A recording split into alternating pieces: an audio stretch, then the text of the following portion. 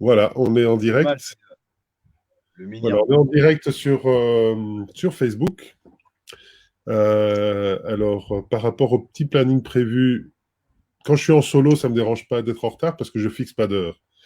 Là, on s'était fixé 18h30 entre nous, mais on a eu quelques petits soucis de technologie et de technique. Parce que, voilà, avec l'Australie et la Nouvelle-Zélande, c'est un peu compliqué parfois de communiquer.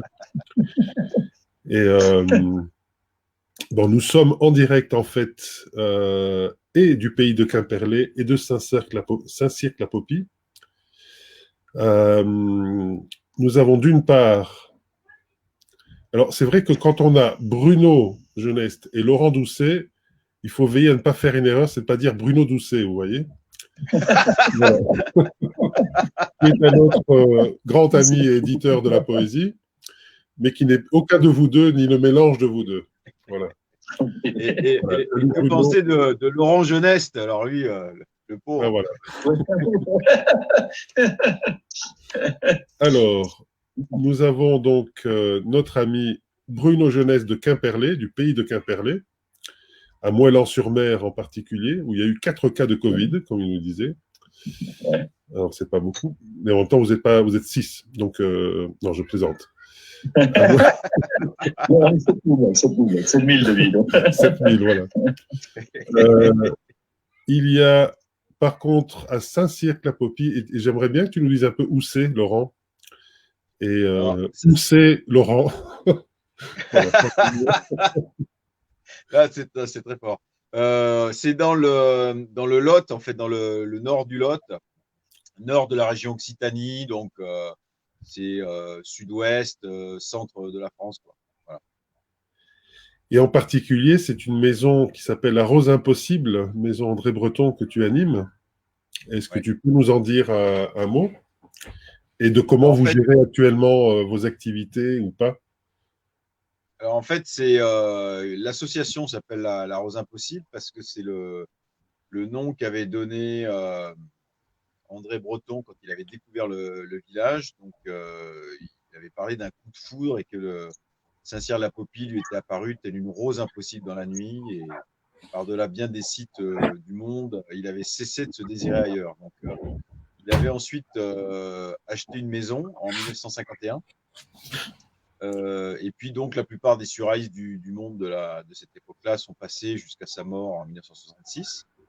Ensuite, la maison est restée la propriété de sa dernière compagne, Elisa, qui l'a gardée jusqu'en 2000, date de son décès à peu près. Ensuite, sa fille Aube a hérité de la maison jusqu'en 2003. Et là, vous voyez de voir un magnifique hasard objectif incroyable qui plairait à Serge P et à tous les amis surréalistes. C'est-à-dire que le livre Les Lettres à Aube vient de tomber, voilà, de ma bibliothèque. Vous voyez, au moment où je viens Bon. d'en parler. Donc, c'est les lettres à aube qui viennent de tomber, quoi. Voilà, c'est extraordinaire, quoi. Bon, voilà. Donc, nous, on a monté une association une fois que la maison a été vendue, donc à des propriétaires, un couple d'artistes, mais qui n'a pas voulu la garder, pour en faire une maison de la poésie, un centre de recherche à partir du surréalisme, mais même au-delà. Et donc, voilà, notre association, La Rose Impossible, d'une part, bon, elle a réussi à faire racheter cette maison par la municipalité, et ce qui n'était pas donné vu le prix au départ, difficultés administratives et autres. Et donc, on a fait déjà plusieurs programmations, soit de lecture de poésie, soit des conférences sur l'histoire du surréalisme, soit des expositions de surréalistes, la plupart contemporains, de tous les groupes surréalistes de la diaspora actuelle, et puis aussi quelques historiques comme Malcolm de Chazal. On a eu la plus grande exposition Malcolm de Chazal dans la maison.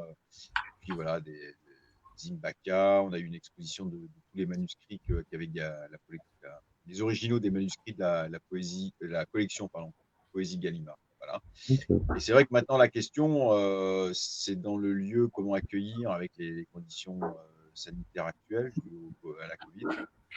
Et donc, je pense qu'on va avoir, il y a une espèce d'hôtel particulier qui est un vieux musée à côté, qui s'appelle le Musée Rignot, donc qui va nous être assez généreusement prêté par le département du Lot. Et je pense on avait un projet en cours d'un festival de poésie dans Saint-Cyr-la-Popie.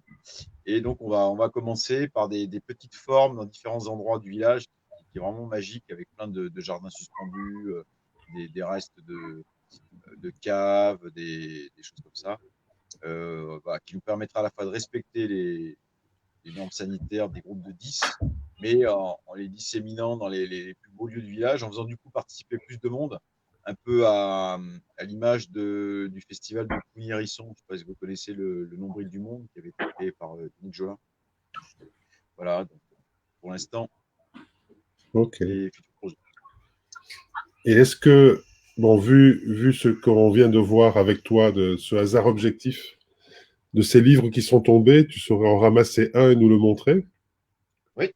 Alors, Parce qu'ils viennent juste de tomber au moment où tu évoquais donc la fille de Aube. Donc. alors voilà, là, j'adore celui-ci d'ailleurs, c'est Les fous colonisent le chaos.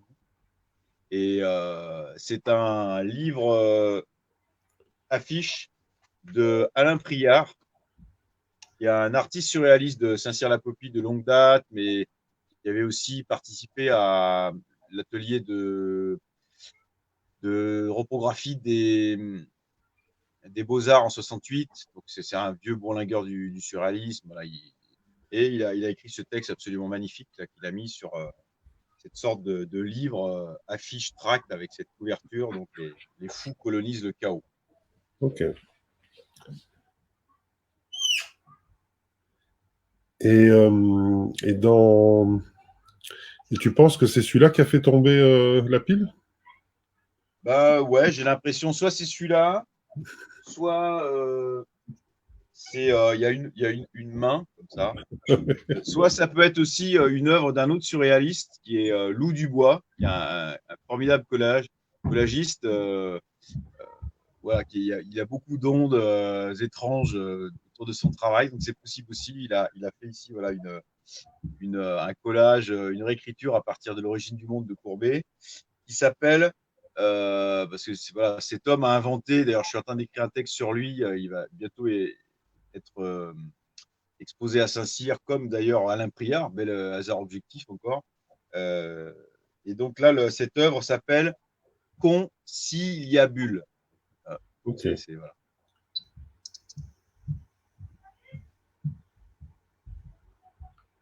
Et donc, on aura fait presque le tour de tous les livres qui sont tombés. Qu'est-ce qui est encore tombé, là? Alors, voilà. Je passe dessus. Et ben oui, et les fameuses lettres à aube, oui, bien sûr. Ah, voilà. Incroyable, hein? Et si tu ouvrais une page au hasard, par exemple la 78, Ouais. ou la 81 peut-être, parce que c'est la 81e soirée, c'est la...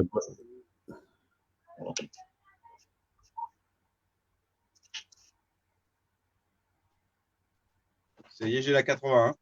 Ok. Juste quelques lignes pour voir ce que ça raconte. Alors, Saint-Cyr, le 28 août 1953. Ma petite aube chérie. Ce matin seulement, ta lettre datée du 6. Je rêvais un peu que ce serait toi qui m'écrirais la première, mais je n'y comptais pourtant qu'à demi. Toujours est-il que j'aurais depuis longtemps pris les devants si cette grève, ça doit être certainement pour Bruno Jeunesse, cette grève, dont ici, faute de journaux, il était bien difficile d'apercevoir les limites, ne m'avait découragé de jeter quoi que ce soit dans une boîte qui annonçait plutôt que les levées fussent faites. Tu penses, si l'on est content d'avoir enfin tes nouvelles, faut-il tout de même que la vie soit méchante pour que des semaines et presque des mois s'écoulent sans que nous sachions rien, toi de nous, nous de toi. Ah, ben voilà. Comme ça, on aurait eu la parole donnée aussi. André Breton voulait sans doute se manifester et Aube aussi. Voilà, c'est ça. Voilà, Ah, c'était... le début de l'amour fou, c'est d'ailleurs où il écrit la fameuse lettre à sa fille, où il imagine sa fille euh, plus âgée, voilà, qui devient femme. L'amour fou commence, si je me souviens bien, par une formule qui me hante, je crois. Ok. Bruno Oui, Geneste, David. comment allez-vous, maître Oh, plutôt bien, oui. Maître Après Barbe? 2 mois je dirais, de confinement studieux, hein, parce que c'est vrai qu'effectivement, j'en ai profité pour travailler sur des manuscrits oubliés au fond d'un tiroir. Et donc, oui, on recommence ici les activités de la Maison de la Poésie, hein, Pays de Quimperlé, que tu connais bien. Ouais. Hein, Et le puisque tu es festival du Sémaphore? bâtiment professionnel. Et le Et festival Sémaphore, voilà. bon, on réfléchit beaucoup à la rentrée, on réfléchit beaucoup à la programmation et puis à la manière dont on va procéder pour accueillir le public. Et donc voilà, c'est une réflexion qu'on est en train de mener, en espérant que tout ça soit derrière nous pour le mois de septembre. Enfin voilà, on essaye d'être positif et optimiste surtout. Ouais. Voilà. Mais comme je l'ai souvent évoqué d'ailleurs, mais dans les autres, alors que je fus en solo ou avec d'autres lors de ces lectures de poésie d'au-delà du confinement, parce que pour rappel, 3 jours avant le confinement en Belgique, donc j'ai commencé à faire des lectures quotidiennes comme un acte poétique que j'appelais déjà poésie d'au-delà du confinement d'emblée, pour ne pas rester dans le confinement. J'ai rappelé quelques fois que le dernier festival de poésie quelque part qui a eu lieu en France, en Belgique confondue, dans nos territoires, c'était le tien. Donc on était juste au tout début. On était d'ailleurs dans une crainte que ton festival puisse être annulé aussi. Ah oui, Il ne l'a pas été. Beaucoup de probabilités pour le soir et finalement on a pu le faire dans des conditions un peu particulières, David, mais je ne sais pas si tu t'en souviens, mais Ah oui, hein. la famille était quand même un peu tendue, puisqu'une semaine plus tard, on était confinés. Hein. C'est quand même, voilà. Je crois qu'on est le seul festival, effectivement, de poésie à avoir eu lieu, hein, au mois de mars, hein, c'était le 6-7 mars. Non, c'est vrai on était vraiment, je dirais, au plus près des limites. Mm-hmm. Oui, et d'ailleurs, on est les 3 derniers survivants, donc voilà. Oui, c'est ça. Non, oui, nous avons la preuve, nous avons eu la preuve même en vidéo que Serge Pey et Chiara ont aussi survécu. Ah, ouf. Voilà, donc nous sommes plusieurs, heureusement. Mais il y en a d'autres qui se portent un peu moins bien. Il y a eu Gauthier aussi qu'on a revu en vidéo. Mais c'est vrai que c'était un climat très particulier, hein, où on osait encore s'embrasser à ce moment-là, qu'on essayait de conjurer le mauvais sort quelque part en restant proche, tout en faisant attention déjà un peu. Mais voilà, donc c'était une très belle édition d'ailleurs, dédiée à Antonin Artaud.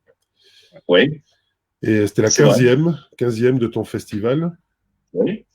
15e édition, à 10 ans pour la Maison de la Poésie, hein, parce qu'on a rajouté un étage, hein, comme tu le sais, et 15 ans pour le festival. Oui, c'est vrai que c'est tout un parcours et on est assez fiers d'avoir creusé un sillon qui me semble quand même très intéressant, avec une diversité de voix. Et d'ailleurs, Laurent y était aussi. Hein, tu étais présent lors de cette 15e édition. Hein, et on a pu partager autour de l'univers d'Artaud voilà, toute une énergie. On a partagé une énergie, en fait, c'est ça, qui était vraiment superbe. Et c'est un peu le but de notre festival, c'est ça, c'est de faire en sorte que toutes ces énergies-là trouvent quelque part, par la parole, en tout cas, une véritable aire de danse. J'appelle une base d'envol, en fait, en quelque sorte. C'est ça. Et on a pu vraiment explorer cet univers vraiment absolument fabuleux, l'univers d'Artaud. Ouais. Et l'année prochaine Ah oui, l'année prochaine. Alors l'année prochaine, on reprend une grande figure encore qui me tient particulièrement à cœur, et à Paul Sanda aussi, mon ami Paul. C'est Léonard Cohen. hein, Ah et ouais. Graham Wright, hein, qui était son traducteur, hein, voilà, deux personnalités, hein, et donc un chanteur poète et un poète chanteur, et je trouve que c'est vraiment là aussi quelque chose qu'on est en train de préparer d'ailleurs, parce qu'on je suis en train de lire la plupart des œuvres de Leonard Cohen, donc l'année prochaine on va essayer de faire quelque chose de peut-être d'un peu différent, une formule un peu différente. On va expérimenter d'autres lieux, des hauts lieux, comme on les appelle, hein. Mhm. Il y aura toujours évidemment cette rencontre à la chapelle Saint-Jacques, très belle chapelle, magnifique endroit. Je pense que c'est un lieu très fort au niveau tellurique. Et là, on va essayer peut-être de changer, peut-être sensiblement de formule, et puis explorer d'autres. Peut-être la cabane d'Hippolyte d'ailleurs, où il y aura des lectures. La cabane d'Hippolyte qui fait partie en fait aussi de ces lieux que le festival explorait à ses débuts. Mais c'est vrai que c'est un endroit très sauvage et dans lequel on a pensé que ça pourrait être très sympathique de faire des rencontres et des lectures pendant le festival. Voilà. Ok. Alors, je vais vous proposer à chacun de... On va repasser à Laurent et de nous lire ce que vous avez éventuellement préparé. Oui. Alors, Laurent, qu'est-ce que tu nous as préparé? D'une part, moi, je tenais, sans trop faire le faillot, mais quand même à remercier donc les éditions Maelstrom durant ce confinement, parce qu'en fait, je suis tombé sur ce livre, Waouh, ouais. euh, euh, Histoire de lune, d'eau et de vent, voilà. Et en lisant la quatrième de couverture, je suis tombé sur ce texte incroyable. Les habitants d'Asie centrale glissent le soir sous leur oreiller un recueil de poèmes. Et donc, en fait, pendant tout cette période de confinement avec ma famille, donc on faisait ça. Donc, on a mis des livres sous l'oreiller qu'on se lisait le matin. Voilà. Donc, je te remercie énormément, David. C'est ce que je trouve ça mais de la vraie poésie, quoi. C'est extraordinaire. Et je continue d'ailleurs. C'est comme poésie au-delà du confinement. Voilà, c'est infini, quoi. Je, je pense lors de mon dernier souffle, les gens trouveront un livre sous mon oreiller. Ça, Ok. c'est clair. Et notamment, parmi les choses que j'ai lues, la grosse découverte du festival, enfin pour moi redécouverte du festival donc en Bretagne de Bruno, ça a été Tom Buron qui pour moi a été une des propositions que j'ai préférées là avec sa nouvelle publication là. Oui, Nadir, ouais. Mal dire, mais que j'avais déjà rencontré lors d'un festival de poésie à Lyon. Je ne sais plus si c'était la Parole ambulante ou le Printemps des poètes où j'avais été invité par Thierry Renard de la Place du Vent et de Pandora. Et vraiment, j'ai trouvé que la manière dont vous aviez à nouveau fait entendre les textes de Tom Buron en Bretagne était vraiment extraordinaire, quoi. Pour moi, c'est un très grand de la poésie actuelle. Hein. C'est ce que j'ai fait. Donc, je prends au hasard une page. Euh, Où sont passés les délices de l'inutile? Quand il brûle tranquillement, je fais le lézard. Et après tout, où sont passés les délices de l'inutile? Dieu, c'est la synchronicité sur un trottoir. Ouais, mon vieux, tout simplement. Le grand ardent ne grille jamais les solaires, chrysalides de salamandre. Où que j'aille, que je traîne mes grôles et mes pieds enflés, il me ziote avec une quiétude sans pareille. Et ton Dieu, poids, Dieu, c'est rien que la synchronicité sur un trottoir. Tom Buron, c'est une vraie belle découverte il y a quelques années. Ouais. Tout jeune auteur, c'est tout premier texte publié, hein, en fait, en bootleg, et qui se retrouve aussi dans Nadir avec un gros inédit qui est un bal téléphonique. Est-ce qu'il y a d'autres textes que tu as envie de partager ce soir? Peut-être un de mes textes. Alors, moi, j'ai envie de défendre des choses des revues, parce que là, les échos, moi, je travaille beaucoup. D'ailleurs, je suis co-directeur de la revue A, Littérature Action, hein, qui a été créée depuis un an, qui est la continuation d'une revue franco-algérienne, voilà, qui s'est élargie. Et les échos que j'ai actuellement, c'est que beaucoup de revues ont souffert de ce confinement, parce que souvent, voilà, ce sont ils n'ont pas de distributeur, ce sont des réseaux qui passent souvent par justement des manifestations publiques, le bouche à oreille. Alors, il y en a pas mal qui souffrent. Il y a de très belles propositions. La revue Vol, je ne sais pas si vous avez entendu parler, à Toulouse, dans lequel voilà, j'ai été publié aussi avec Serge Paye. Il y a par contre des résistances, mais difficiles aussi en Égypte. La revue The Room, je ne sais pas si vous avez entendu parler, Non. une nouvelle surréaliste incroyable de plusieurs centaines de pages, animée par Mohsen, un surréaliste égyptien qui fait un travail incroyable dans tout le Moyen-Orient et le Maghreb, mais qui souffre beaucoup, énormément, à la fois socialement et puis même physiquement, pour certains, pour avoir contracté la Covid. Donc, je vais lire un texte que j'avais publié dans cette revue, la revue A, qui est un texte, un extrait, inspiré d'un voyage au Japon. D'ailleurs, il va être prochainement traduit en japonais dans une revue japonaise. Donc, je vais vous lire un extrait. Un robot en forme de Christ au sommet d'un immeuble, écho bordé d'un miroir sans teint. Réponse au paradoxe universel. Le bruit assourdissant des pachinko comme une bombe atomique refoulée par l'argent. Ici, la psychose ordinaire prépare sa revanche à coups de robots, de statues creuses du Bouddha, de cloches de bronze et de papillons noirs. Kamakura, bercé par le Pacifique, levé de soleil après les harpes et les antennes, tout s'achète auprès des moines, sauf l'entêtement sonore des criquets et des corbeaux. Voilà. Donc, c'était suite à un voyage donc, au Japon. J'ai écrit ce texte qui a été publié, qui va être traduit prochainement dans une revue japonaise. Merci Laurent. Bruno. Merci pour l'accueil. Oui, David. C'est toujours là. Je suis toujours là. Quand le miracle arrive, il dure, tu vois. Le miracle technologique. Il y a toujours une espèce de prolongement magique. Voilà. Hein. Alors, tu diras bien bonjour à Isabelle et à toute la bande de la Maison de la Poésie. Elle est partie dans une réunion là ce soir et je l'embrasserai de ta part dès qu'elle rentrera. Écoute, on t'écoute. Bah, écoute, moi j'ai choisi un texte de moi que tu as publié en 2016 dans la collection Bouglex de l'écume que tu as publié en 2016 ouais, très beau texte.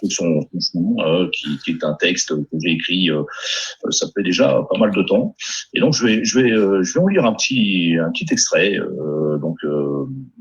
ce texte déploie en fait une sorte de ce qui m'intéresse beaucoup dans ces énergies telluriques, c'est le côté un peu errant, le côté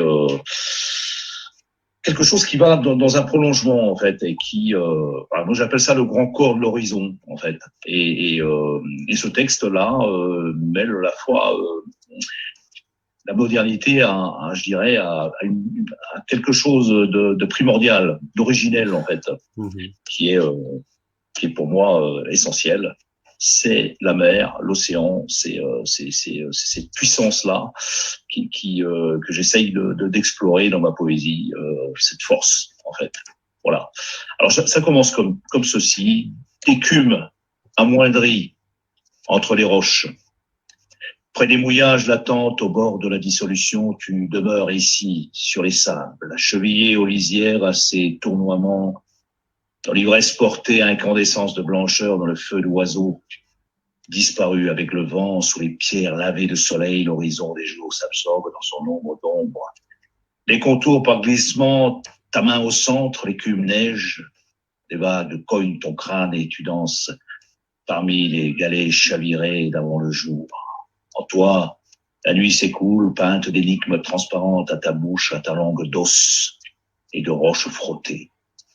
Écume ici, à la croisée, tu m'accueilles dans les fracas et je te dis que la nuit est sans réponse sur les vitres de nuages au fond d'un puits.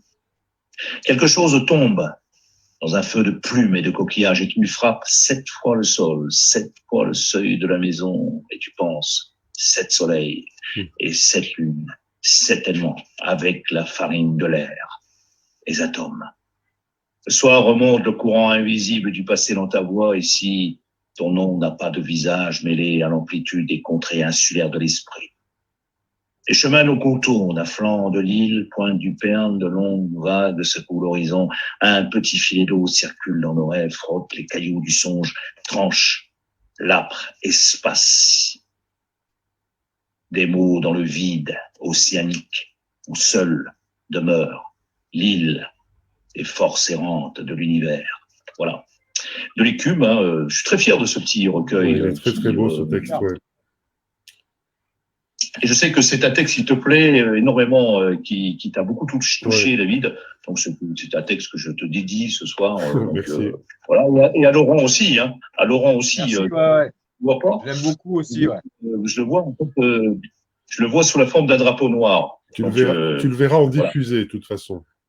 Je le verrai en rediffusion. Il n'y a pas de souci. J'ai beaucoup aimé aussi le texte que vous aviez édité avec Paul Sanda. Ah oui. J'avais beaucoup aimé aussi, ouais. C'est aussi, c'était une bataille, une vraie bataille ce texte. Ouais. Le Zodiaque de Mohamed Ali. Et d'ailleurs. Ah oui, le Zodiaque de Mohamed Ali, ouais. C'est vrai qu'on avait fait une performance avec Alain Sudros qui nous accompagnait. C'était un très grand moment aussi du festival. Il y a tellement eu de bons moments dans ton festival à Bruxelles qui c'est difficile de. Mais c'est vrai que cette performance-là, elle était particulièrement intense. Bon, ce sont deux textes très différents, ça c'est clair. D'intensité, voilà. Ouais. Voilà. Donc, Et d'ailleurs, je vais proposer à Laurent, parce qu'il y avait quelque chose qu'on a découvert, Bruno, le soir même où est sorti le bootleg, le Zodiaque de Mohamed Ali. Parce que j'avais demandé à nos amis Paul Sanda et Bruno Geneste, comme je le demande souvent quand même, une petite bio pour la fin.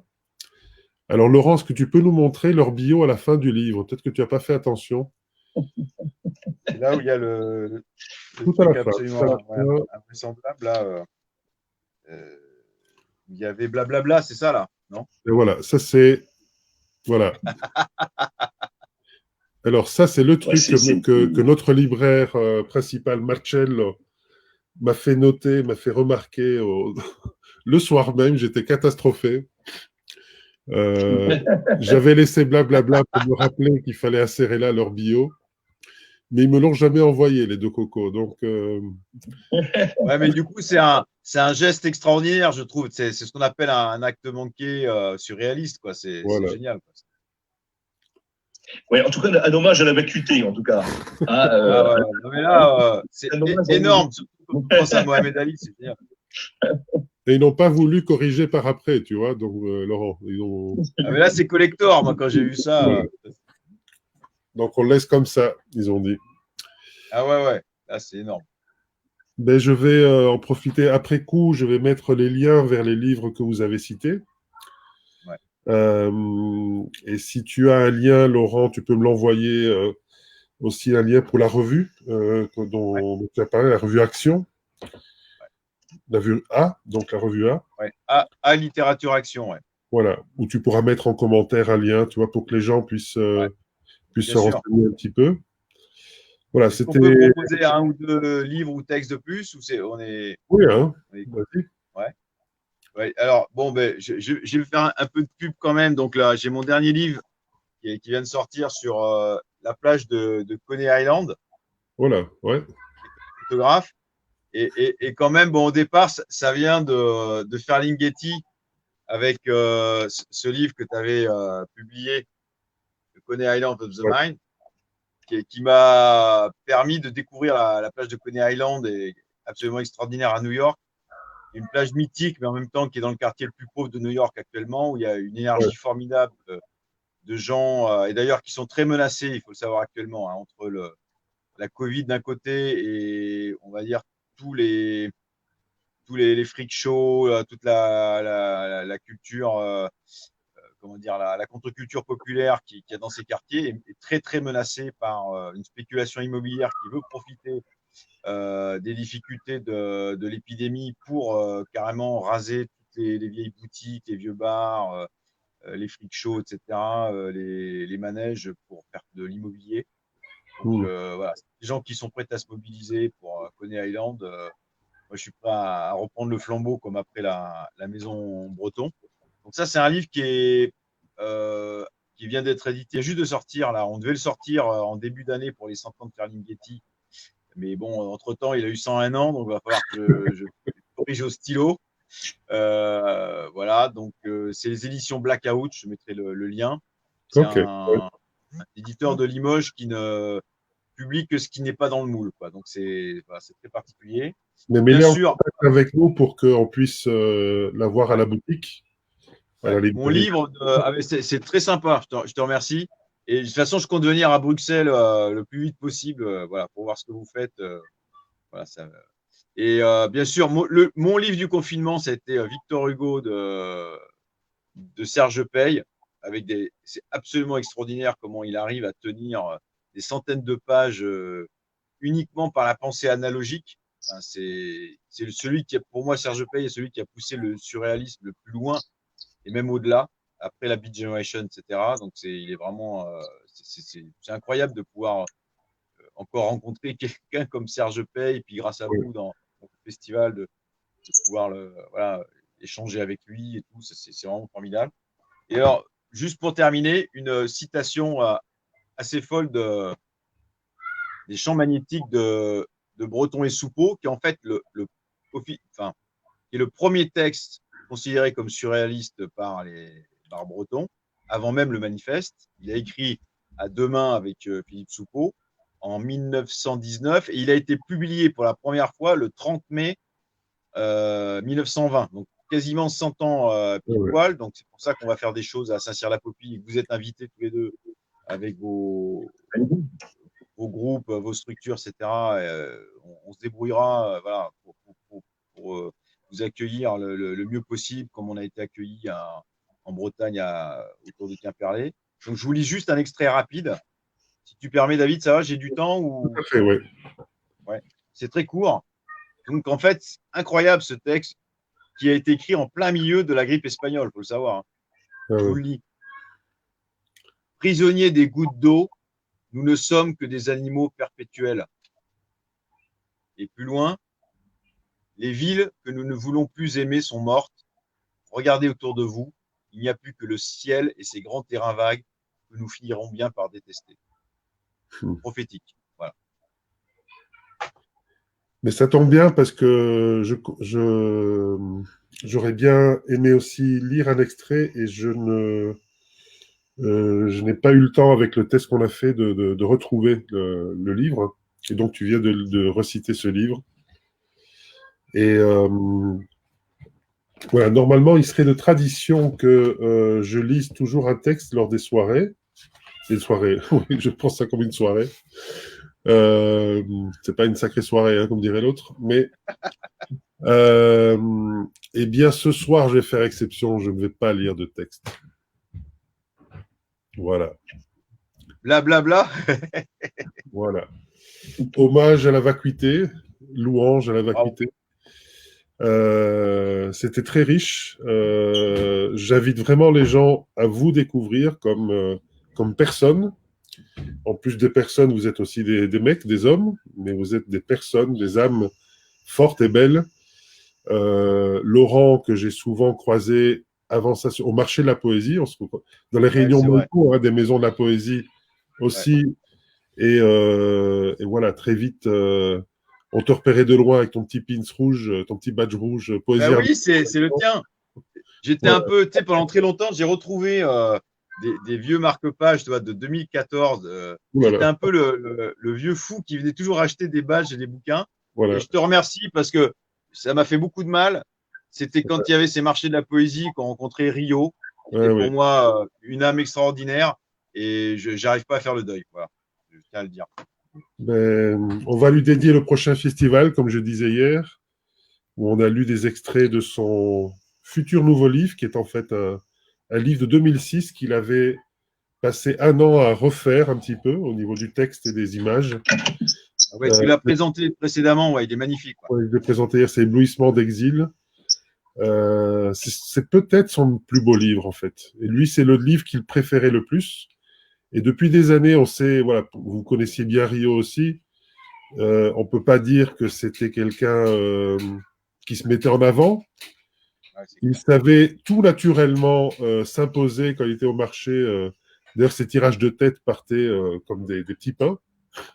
Ce qui avait cette simplicité, cette simple bonté chez Rio qui attirait tout simplement.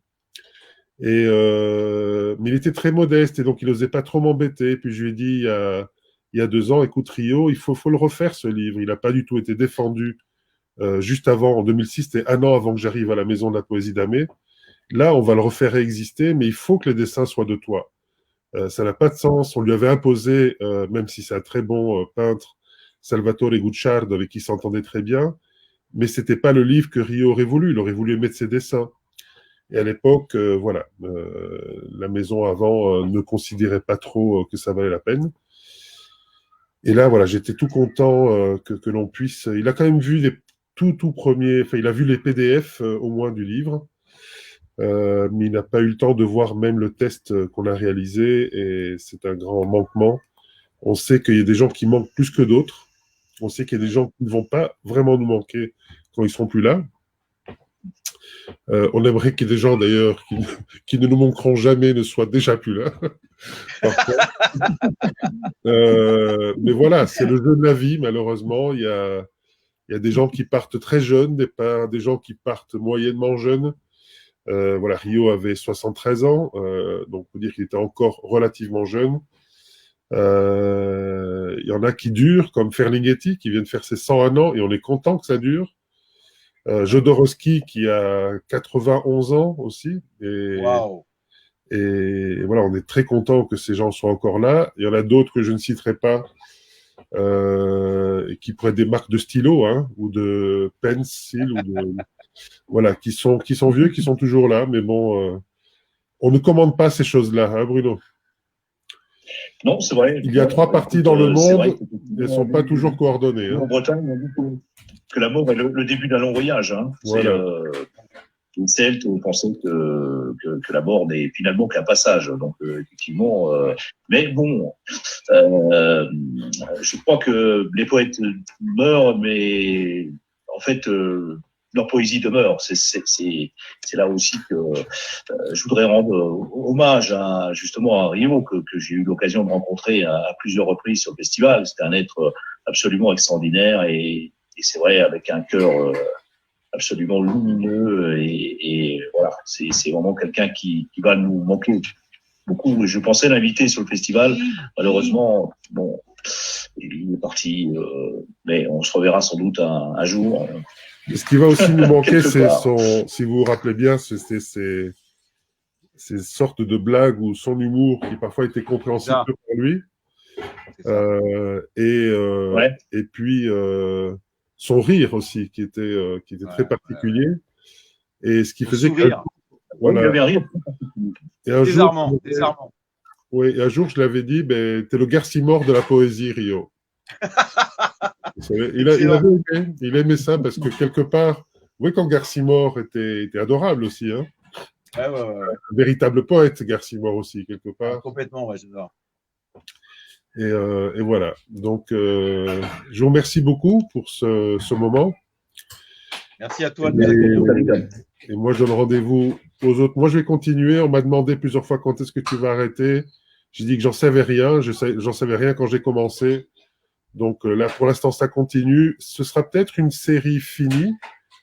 Poésie d'au-delà du confinement. Si ça se finit, ben moi, j'aime bien les chiffres symboliques. Ça, vous le savez, hein, combien je suis un peu ésotéro sur les bords. Donc, je pensais peut-être à 108. 108 qui est le nombre de répétitions d'un mantra en Inde, par exemple, pour qu'il soit effectif. Bravo. On dit 100, ça suffirait, mais autant on ne sait jamais. On lui rajoute 8, qui est la marque de l'infini, vous voyez. Bravo, ouais. Donc 100, c'est 1, 0, c'est l'objet qui rencontre le non-objet. Et puis on rajoute 8, qui est l'infini, évidemment. Donc peut-être qu'on s'arrêtera à 108, et peut-être qu'après ça reprendra autrement, parce qu'il est bon, une œuvre... Enfin, c'est un acte poétique. Donc, la poésie, comme tu disais, Laurent, est infinie. Après, à l'intérieur de cela, il y a des actes qui, eux, peuvent avoir une certaine finitude. Bien sûr, bien sûr. Voilà. Je vous embrasse. Est-ce que ça, on peut le faire à distance comme ça? Voilà. Je vous sers, Ouais. C'est un grand salut. Hein. Voilà. Ouais, salut, à bientôt. À bientôt À tout le monde. bientôt. À Bye bientôt. bye.